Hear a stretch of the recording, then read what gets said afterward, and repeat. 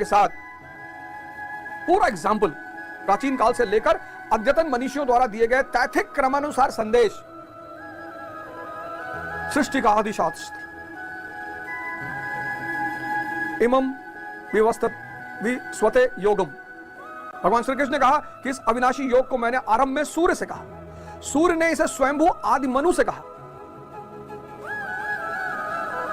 अर्थात गीता ही आदि धर्म शास्त्र है जिसके अनुसार एक परमात्मा ही सत्य है, परम तत्व है, वह कण कण में व्याप्त है। योग साधना के द्वारा वह परमात्मा दर्शन, स्पर्श और प्रवेश के लिए सुलभ है। भगवान द्वारा उपदिष्ट वह आदि ज्ञान वैदिक ऋषियों से लेकर आद्यावधि अक्षुण रूप से प्रवाहित है। ये तो गीता कह रही है। वैदिक ऋषि कण कण में व्याप्त ब्रह्म ही सत्य है, उसे विदित करने के अतिरिक्त मुक्ति का कोई अन्य उपाय नहीं। भगवान श्री राम एक परमात्मा के भजन के बिना जो कल्याण चाहता है वो मूढ़ है, रामायण का स्टेटमेंट। योगेश्वर श्री कृष्ण परमात्मा ही सत्य है, चिंतन की पूर्ति में उस सनातन ब्रह्म की प्राप्ति संभव है। देवी देवताओं की पूजा मूढ़ बुद्धि की देन है। महात्मा मूसा, तुमने ईश्वर से श्रद्धा हटाई, ईश्वर तुमसे नाराज है, प्रार्थना में लग जाओ। महात्मा जरथुअस्त्र का स्टेटमेंट, भगवान महावीर का स्टेटमेंट, आत्मा ही सत्य है, कठोर तपस्या से इसी जन्म में जाना जा सकता है। गौतम बुद्ध, मैं उस अविनाशी पद को प्राप्त किया, मैंने उस अविनाशी पद को प्राप्त किया जिसे पूर्व महर्षियों ने प्राप्त किया था, यही मोक्ष है।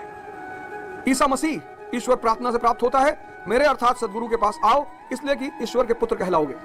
हजरत मोहम्मद सल्लल्लाहु अलैहि वसल्लम, ला इलाहा इल्लल्लाह मुहम्मदुर रसूलुल्लाह, जर्रे जर्रे में व्याप्त खुदा के सिवा कोई पूजनीय नहीं है। मोहम्मद अल्लाह के संदेह वाहक हैं। आदि गुरु शंकराचार्य, जगत मिथ्या है, इसमें सत्य है केवल हरि और उसका नाम।